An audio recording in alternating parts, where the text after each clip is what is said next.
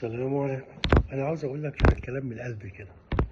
ليه انا عاوز اقوله؟ عشان خاطر انا شفت اهلي وناسي في مصر يعني، وحتى في دول عربيه كتير كمان، تعبانين قوي، ماشيين وتايهين. صحيح بياكلوا ويشربوا وعايشين وممكن بيضحكوا وبيشتغلوا، بس جواهم في نقطه كبيره، دايره كبيره كده فاضيه. الدايره دي اسمها انا مين وعاوز ايه. ناس كتير بتوهم نفسها بحاجات هي مش عاوزاها، لكن الحاجات اللي عاوزاها حقيقي، جواها حقيقي، بتتمناها حقيقي، الحاجات اللي بتخليها تضحك، الحاجات اللي بتخليها تحس انها حية، الحاجات اللي تقدر ترسم بسمة ببساطة جدا على وشها، ما بتعملهاش او ما بتعملهاش كتير، ومش مصدقة انها تقدر تعملها كل الوقت.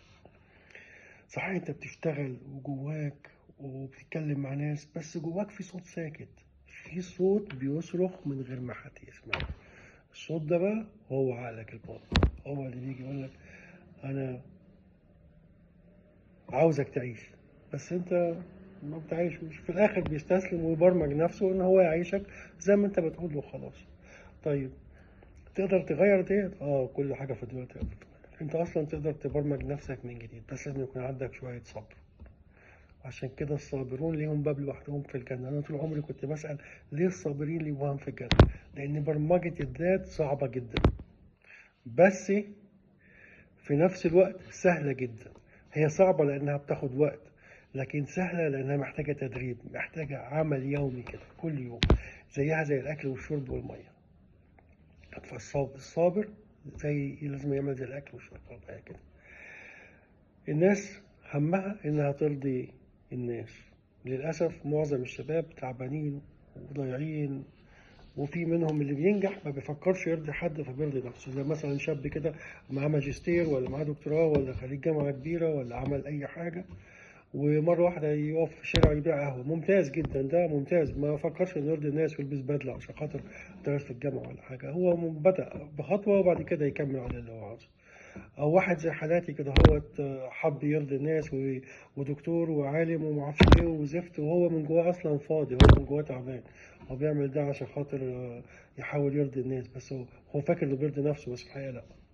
ربنا سبحانه وتعالى قال في القران وفي انفسكم افلا تبصرون. يعني في كراستك انت بس، في ورقتك انت بس، بص لو ركزت فيها هتملاها وهتملاها صح.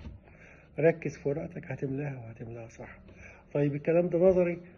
يبان انه نظري، بس انا هقول لك على تدريب بسيط جدا لبرمجه العقل الباطن، باعتباره شخص لحد ما متخصص يعني. هات لك ورقه وقلم او على الموبايل او باي طريقه، المهم حاجه تكتبها وترددها كل يوم بصوت عالي لنفسك، وممكن تقولها للناس حتى لو مش مقتنع بيها. دلوقتي لو انت في حاجه عاوز تحققها وحاسس ان الظروف اللي حواليك غير مقنعه بالنسبه لك انك تحققها، اكتبها وكل يوم هتتحقق.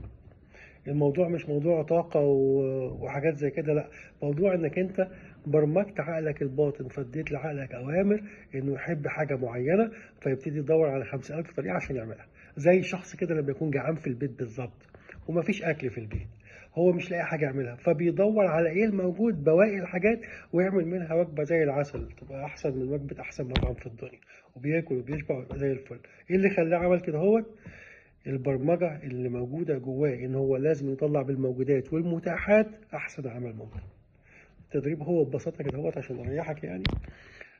تجيب ورقة وقلم وتكتب أنا أقدر علشان، تكتب أنا أقدر أعمل إيه علشان إيه.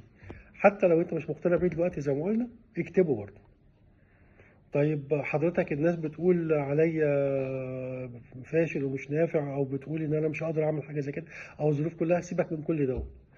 كل ده مش مهم، لانك انت الناس دي مش عايشه جواك، الناس دي مش عقلك، الناس دي مش احساسك، الناس دي مش روحك.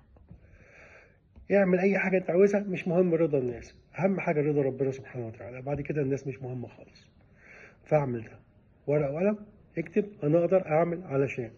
لو كلامي عجبك ابعته لحد يمكن يستفاد منه، وكلنا ناخد ثواب ان شاء الله.